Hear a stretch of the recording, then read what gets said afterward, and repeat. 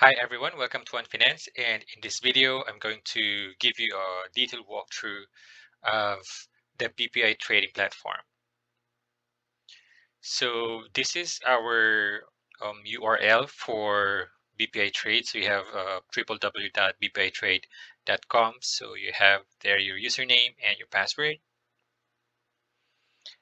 Then this is your main dashboard. So right after you log in, ito yung first tab sa platform, no? So meron siyang main and then meron siyang mga sub uh, tabs dito.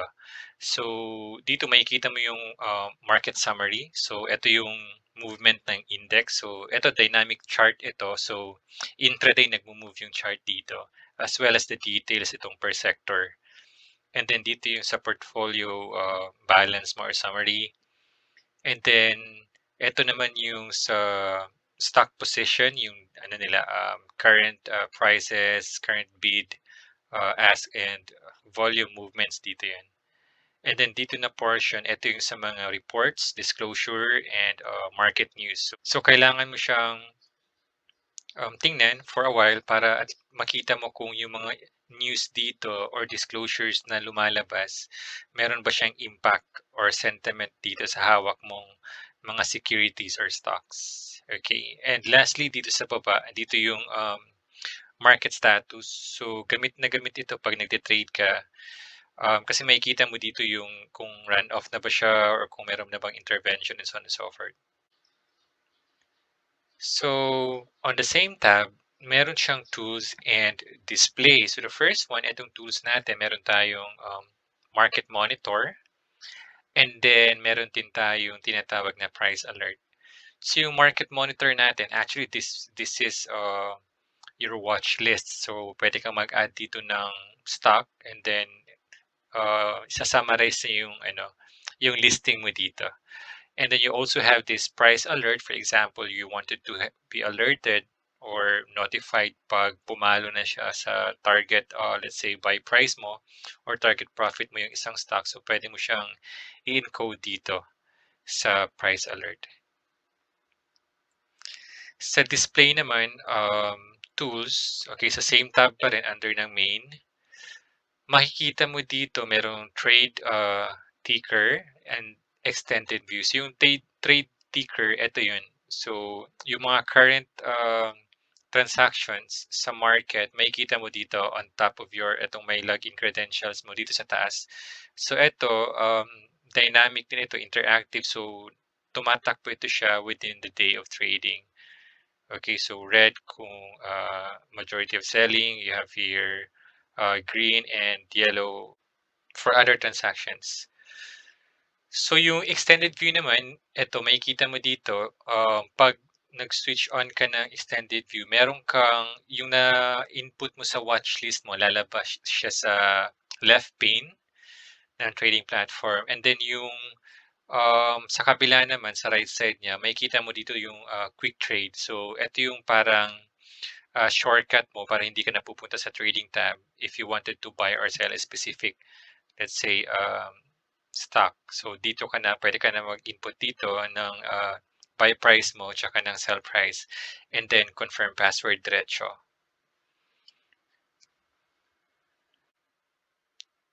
So let's move to charts. Dito meron tayong dalawang sub-tab. Meron tayong static and dynamic. Yung sa static, ito yung chart na static or fixed. Once na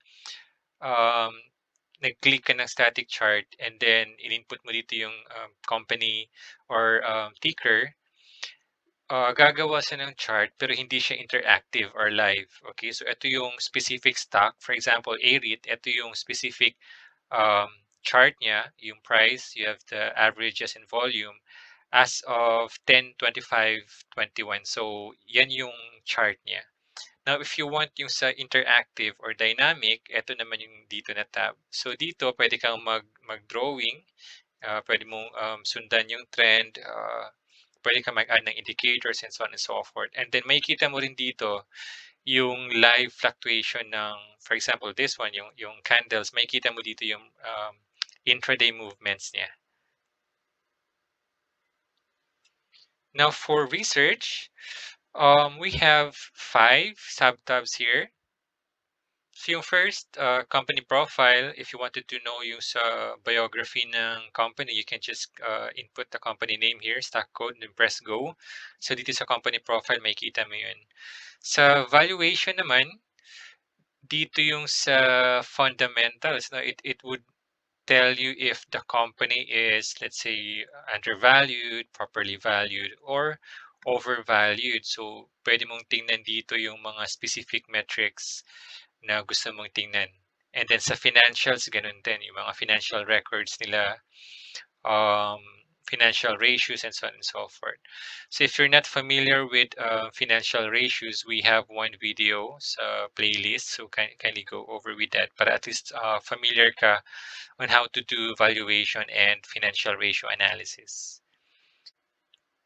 So sa dividend history naman, makikita mo dito yung records ng payouts ng company.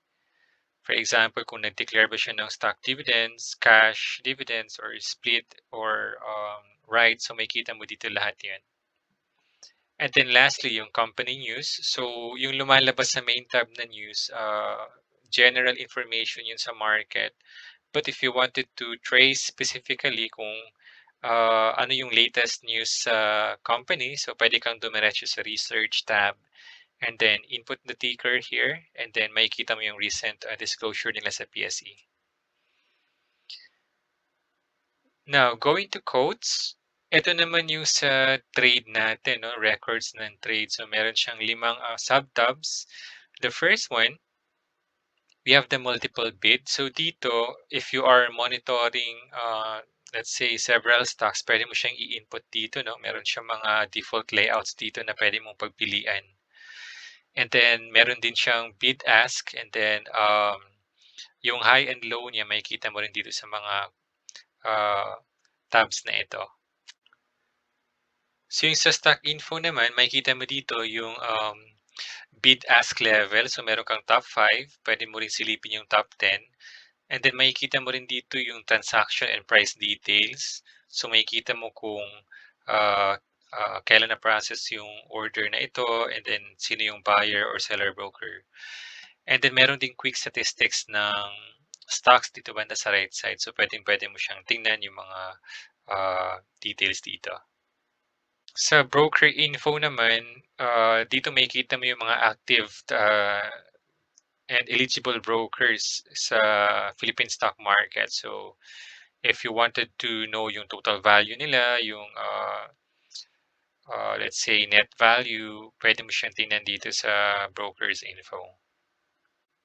Sa market stat naman na portion, makikita mo dito yung index natin. So basically, ito yung nasa main tab natin kanina na quick summary of what's happening in the market and the movement of the PSEI, and then yung sub-components niya and yung sectors andito rin.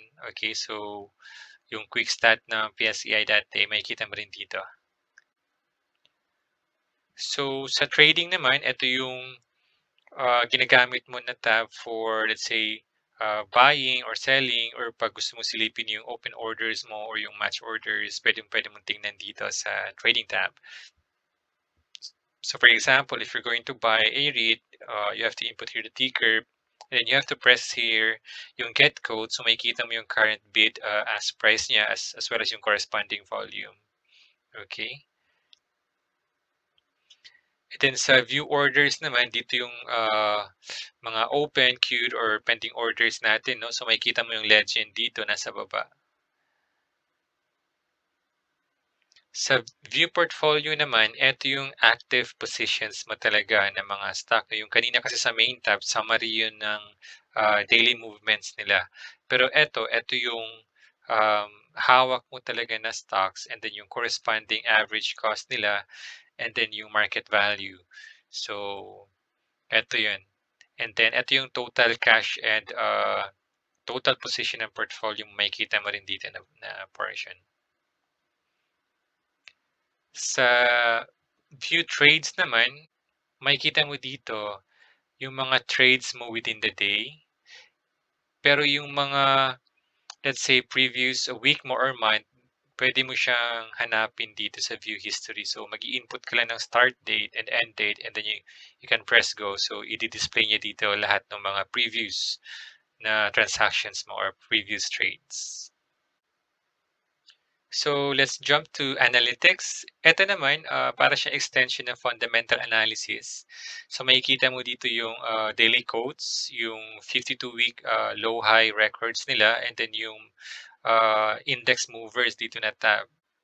Sa shares naman, lalabas dito yung, let's say, kung meron kang watch lists, pwede niyang i-display dito yung summary, no? So ito yung mga, let's say, specific metrics nila, difference, percentage of change that day, number of shares dealt, and then you have the market capitalization. So sa technical naman, ito yung sa technical analysis. So kung hindi ka masyado visual, ito yung representation ng mga lines sa charting natin. So yung mga moving averages, yung mga smoothing exponential averages, ito yun. So meron silang 200-day period, 100-day period, and so on and so forth. So meron neutral, range, meron trending na remark. So kung comfortable ka, pwede mo rin silang i-confirm sa charting and then choose dynamic chart. So pwede mong i-validate itong let's say remarks dito. And then last tab dito sa analytics is yung sa financial. So part siya ng fundamental analysis mo. So makikita mo dito yung book value per share niya, yung last price, and then versus par, and then versus book value per share. Sa news naman, ito yung, again, part siya ng main tab, yung sa lower portion ng main tab kanina. So more on generic information ito ng market. So makikita mo across all companies na. So again, if you want to really know about the latest happenings dito sa specific company, you can just go sa research and then input the ticker of the company para at least masort siya as to yung sa company of interest mo. And that's it. Happy trading. So that's all for this video. Thank you very much for watching, and I hope that you learned something. Please do like the video, and if you want others to understand, kindly share this video. And if you need to know more, kindly subscribe so you won't miss any future videos that we're going to make. Thanks for dropping by.